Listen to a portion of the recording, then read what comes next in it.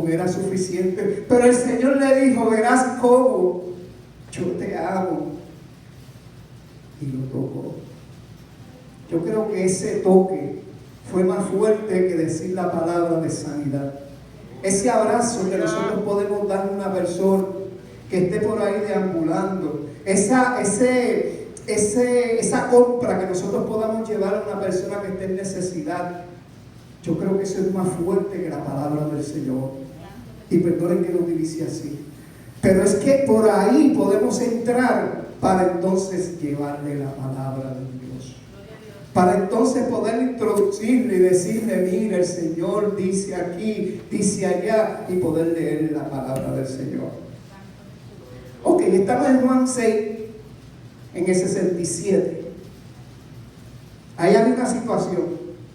La palabra del Señor, el Señor estaba fuerte con su palabra. O sea, nosotros no podemos adornar la palabra de Dios. Cuando nosotros predicamos, tenemos que decirle, mire, cuando una persona, como le estaba diciendo yo a la clase de los otros días, en la palabra nosotros nos encontramos que dentro del cielo y el infierno hay algo intermedio, que es el limbo, que le llaman.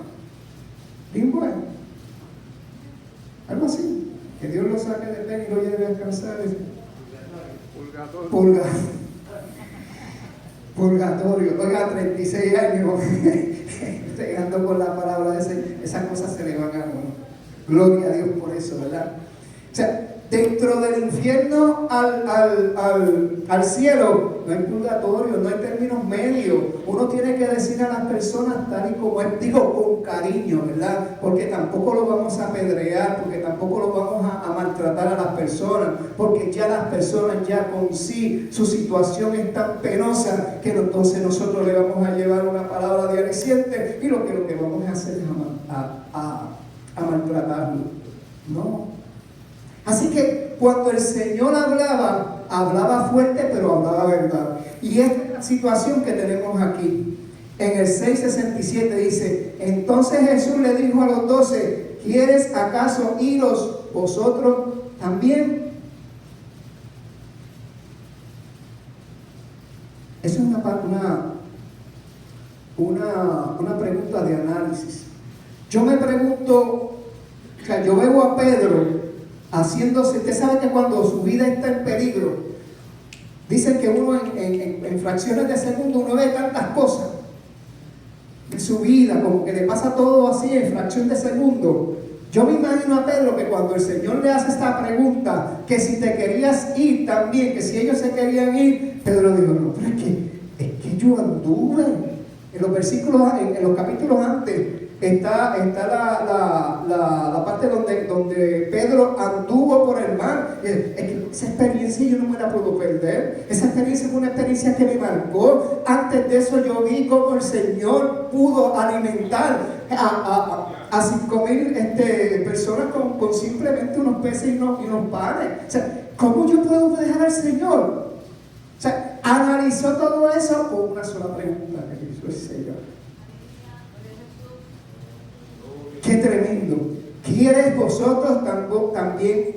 ¿Queréis acaso iros vosotros también? Respondió Simón Pedro, Señor, ¿a quién iremos?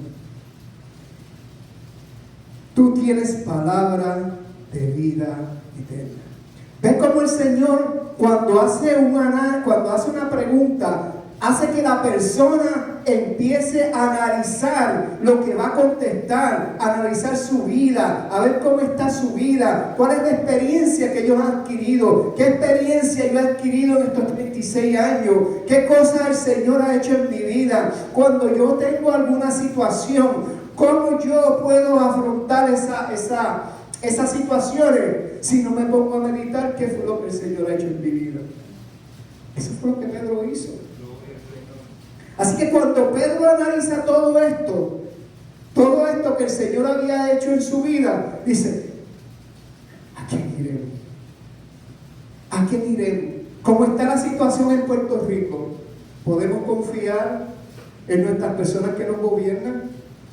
¿Seguiremos confiando en nuestras personas? Claro, tenemos que hacer, eso es democracia, tenemos que votar.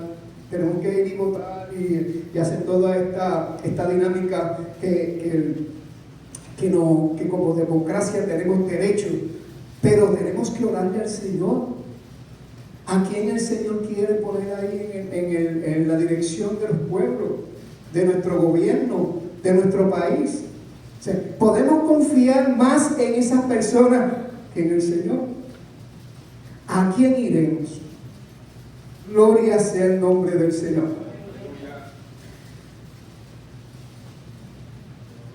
Así que, hermano, estoy en el 3. Seguimos con otro ejemplo. Mateos 16. Vamos a Mateo 16, del 13 al 17. Esta sí que es buena. Mire el estilo del Señor.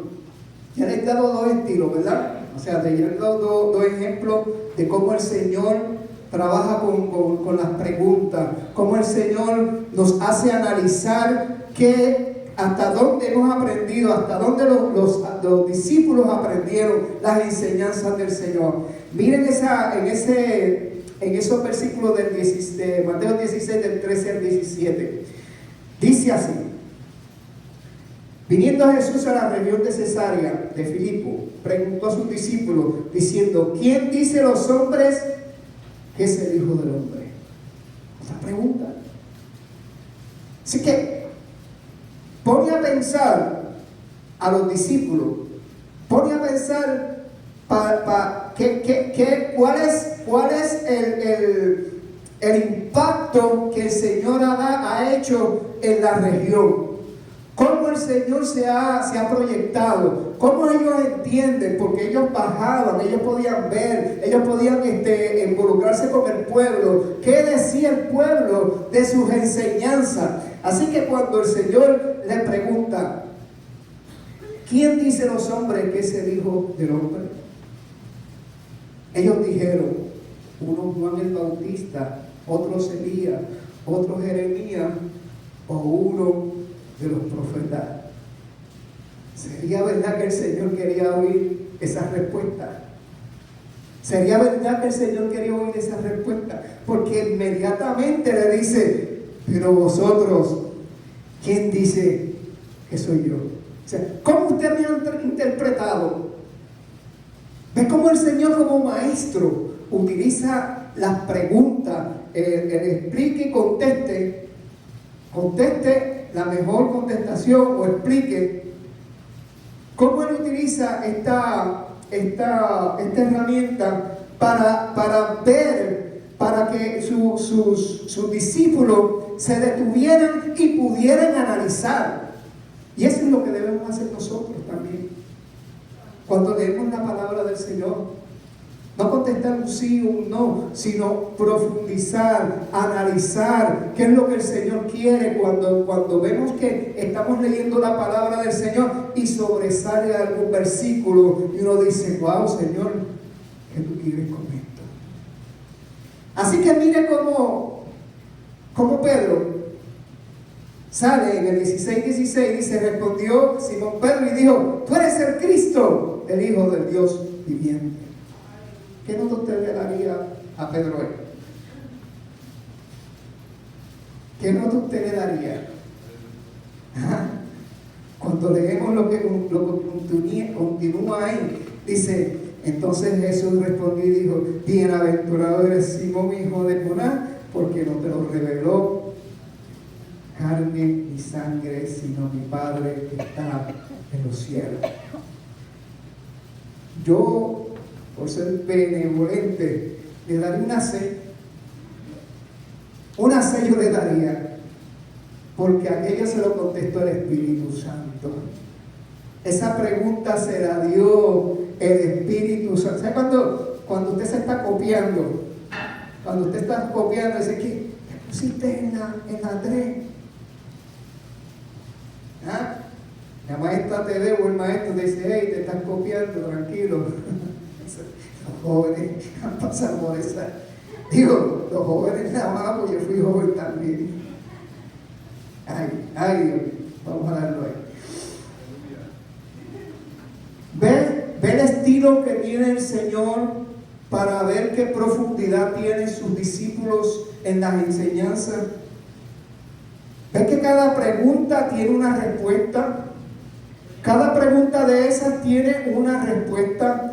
Pero entonces cuando vamos a la pregunta del versículo 8, dice, no lleva, esa pregunta no lleva los parámetros que normalmente usa el Señor. No podía tener una respuesta inmediata.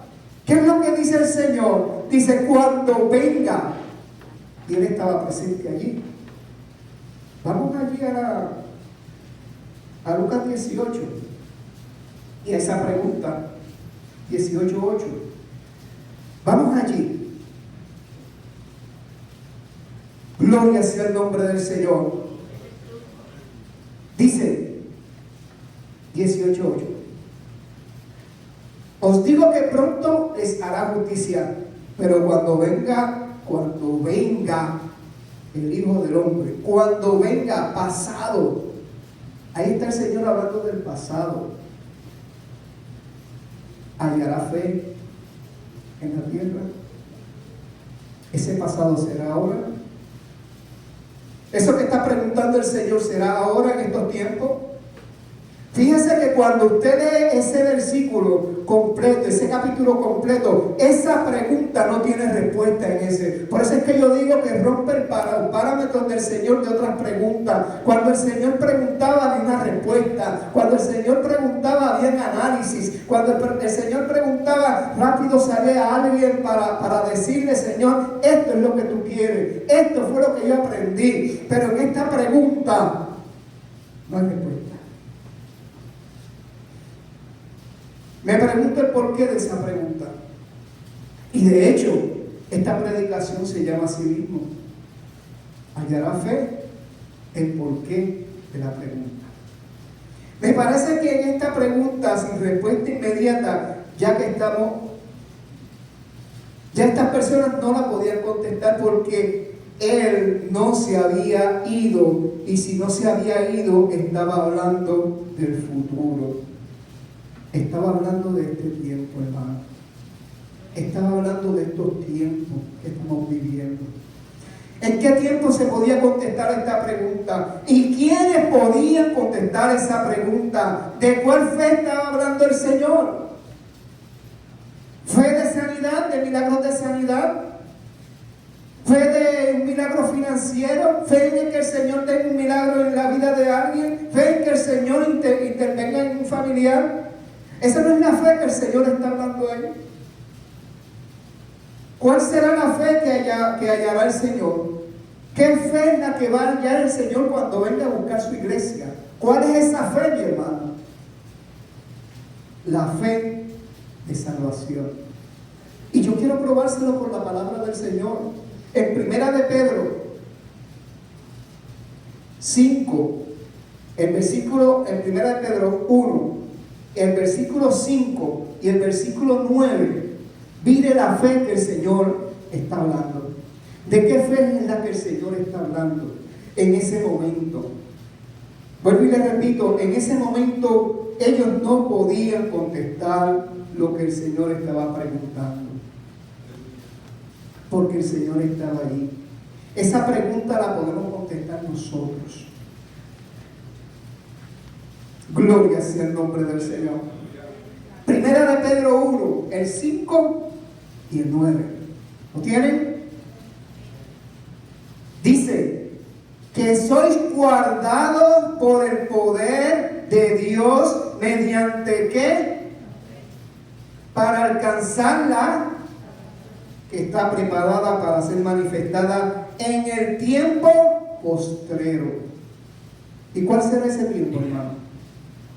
¿Será este tiempo que estamos viviendo? ¿Será este tiempo el que estamos viviendo de lo que está hablando ahí Pedro? Y mire lo que dice el 9. Obteniendo el fin de vuestra fe, que es la salvación de vuestras almas.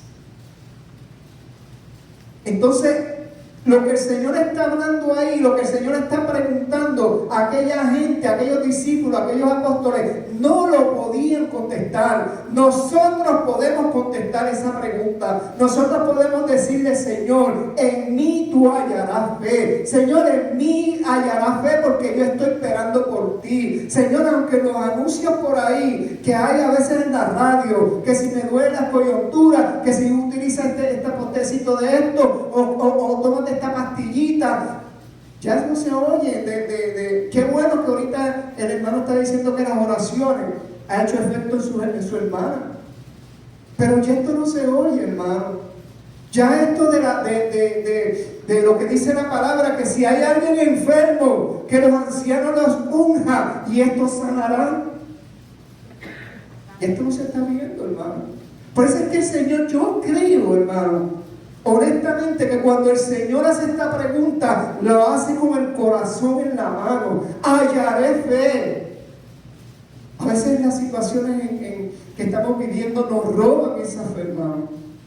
Pero qué tremendo que el Señor dice, que esta fe es para salvación y que nosotros tenemos que cultivar esa fe, hermano. Cuando usted lee en Apocalipsis, lo último que dice, ven, Señor Jesús, sí, ven. Gloria sea el nombre del Señor. A veces que como que vivimos un evangelio como flotante, no sé, como que esa palabra como que no se nos mete por dentro, como que lo que estamos viviendo hoy en día, hermano, es un evangelio tan liviano. Hoy yo estaba en una reunión, oigan, aquello fue glorioso ahí en San Juan, donde muchas de las cosas que dijeron las personas que se acercaban allí, y uno de los predicadores, Israel Esquilín, decía: yo estoy cierto que después de esto del Festival de Esperanza, el Señor va a levantar la iglesia. Yo estoy cierto, decía este hombre, y yo lo sentí en mi espíritu, porque yo estoy esperando al Señor.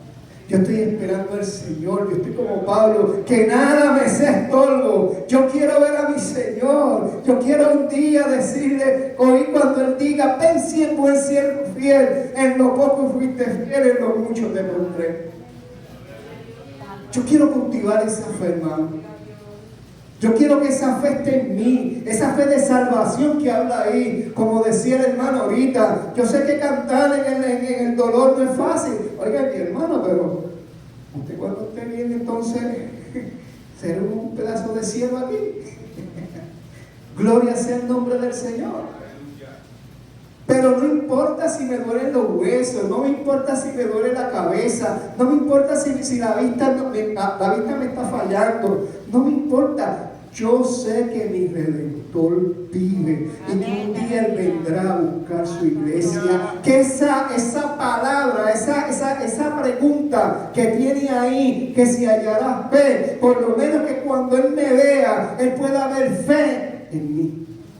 Yo no sé usted, hermano, pero yo estoy esperanzado que cuando venga el Señor, Él pueda decir y pueda ver en mí fe para salvación. Ven, buen siervo y fiel, en lo mucho te pondré. Gloria sea el nombre del Señor. ¿Saben que las situaciones a veces que nos puede estar robando a nosotros la fe? El Señor puso una parábola ahí tremenda de las vírgenes. Vírgenes fatuas, cinco vírgenes inteligentes, 5 vírgenes fatuas. Estaban juntas, estaban allí, pero habían 5 que no estaban preparadas. Estaban quizás, habían empezado el camino, pero algo las detuvo. No deje, hermano, que la situación, hermanos y hermanas, que las situaciones, las adversidades de este mundo nos apaguen nuestra fe. Señor quiere una iglesia de fe para salvación. Y es bueno, la sanidad es buena. Yo he orado por gente y gente se ha sanado. Yo sé que eso es bueno. Yo he orado por gente que han tenido situaciones. Yo he tenido situaciones financieras y he orado al Señor y el Señor ha oído mi oración. Pero yo quiero que el Señor, cuando venga a buscar su iglesia, yo me vaya con Él. Alabado sea el nombre del Señor. Eso es lo que queremos todos, ¿verdad?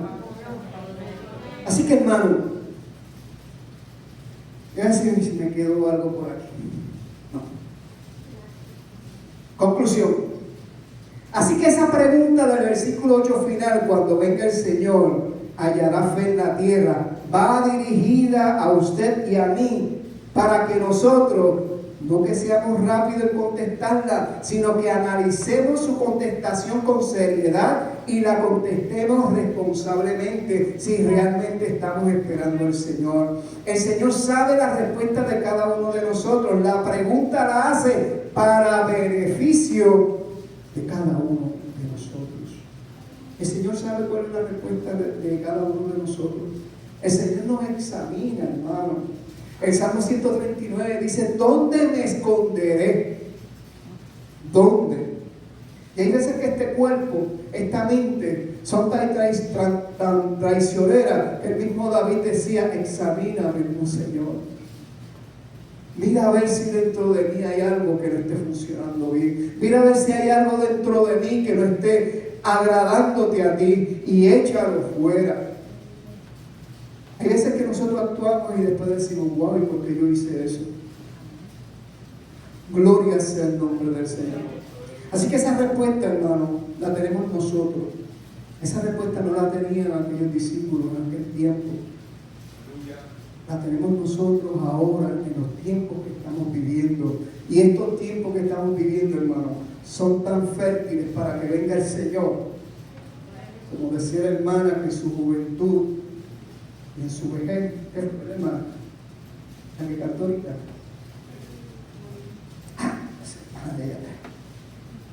En su juventud, su adultez y su vejez le ha servido el Señor.